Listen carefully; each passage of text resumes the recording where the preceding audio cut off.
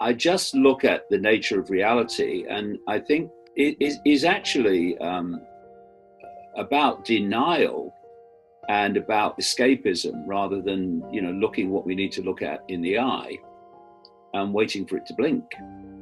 But that whole area of metaphysics, you might call it, is something that, first of all, brought me into this arena.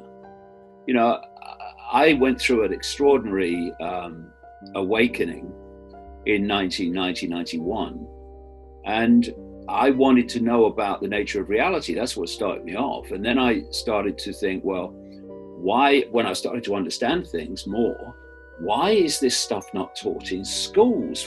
Why are there not television programs about it?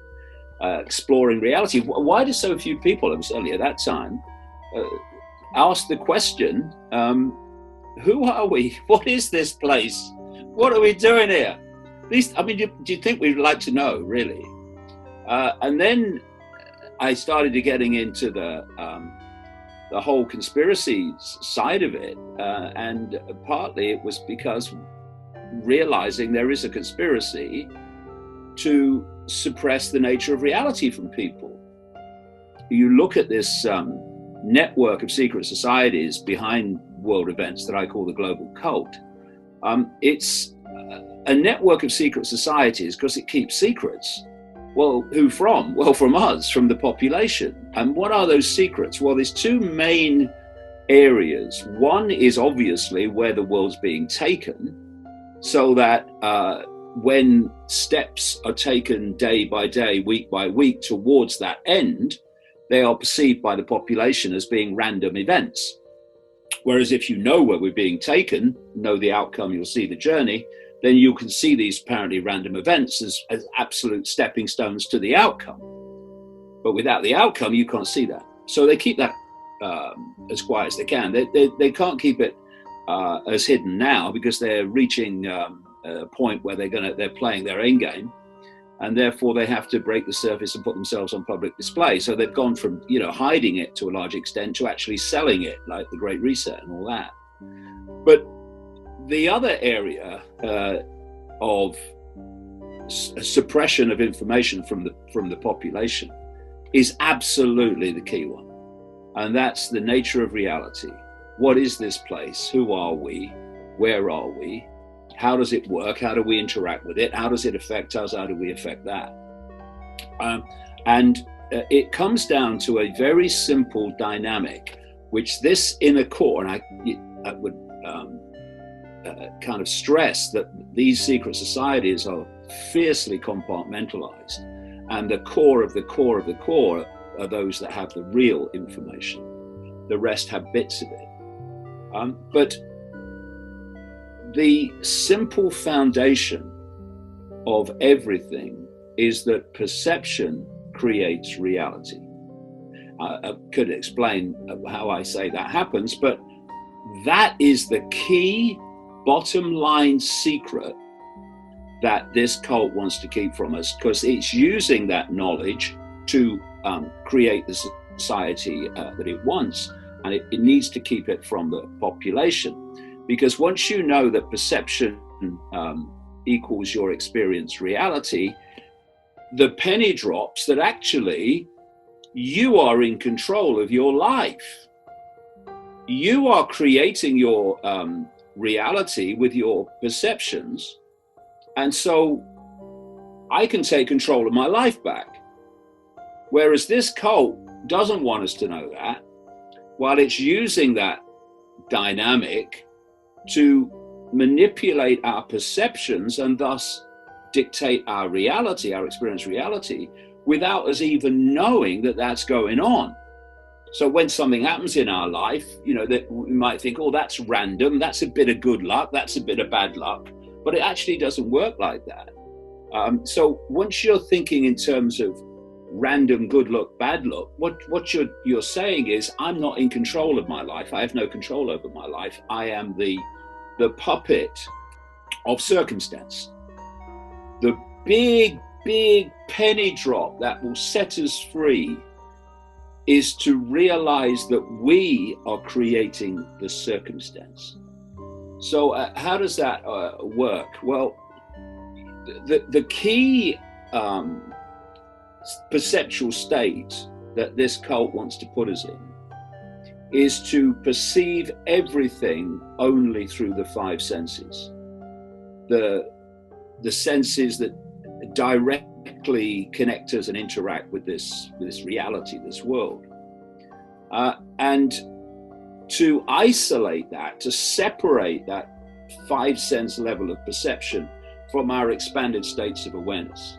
Those expanded states of awareness that are operating in frequencies beyond this manipulated world, where if you tap into it, you can get insight, intuitive knowing, and awareness, knowledge, and you can see this world from a completely different point of observation. From this point, you're seeing how the dots connect. At the level of the five senses, you're just seeing dots, so you're bewildered because nothing seems to make sense and everything seems to be random. At that point, you can see the picture. At this point, you only see the pixels. So you can see why there's so much effort goes on to get us to perceive everything only through five sense reality.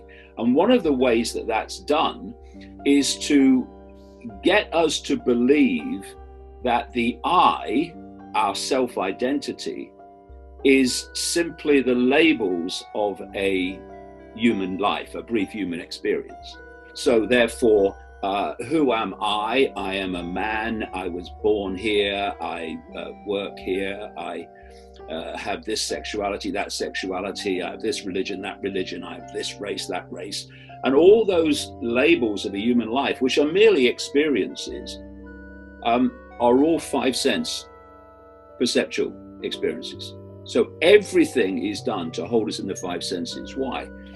Because the five senses, by their very nature, only decode the narrowest, tiniest band of frequencies. For instance, our visual ability, what we can see, it's hysterical. I mean, it's laughable, the band of frequency that we can see. People look through their eyes and they think, I can see everything in the space I'm looking at. You can hardly see anything in the space you're looking at. Our visual band of awareness is absolutely tiny. And it's delivered via the five senses, the sight senses. So how do they see the world? If you look around the room, look around anywhere you are, you'll see what the five senses are able to decode, the frequency band they're able to decode. And it's basically the band we call form. So I can see lights, I can see a computer, I can see a window, I can see a cabinet, a table. And between all of those things, to my five sense awareness, is empty space. There's nothing between them. So by definition, the five senses perceive the world as everything is separated and apart from everything else, which is an immediate godsend to anyone that wants to divide and rule the population, because the five senses are already perceiving a divided world where nothing is part of anything else. Whereas that's another massive benefit for getting people to focus only on the five senses and perceive only through that level. But if you can go deeper, when you go deeper into this energetic field, which the five senses can only see the minute part of, you realize that actually there is no empty space, despite what the five senses may tell us. It's consciousness, it's energy, it's potentiality, it's possibility, all around us and interacting with us, just like all the fish and all the sea life are connected by the ocean. So everything that we perceive as form, is connected by this field of consciousness, this field of possibility, probability, potentiality. Help by spreading this message. Share with your friends, leave a like and subscribe if you haven't done so already. Turn on notifications to stay updated.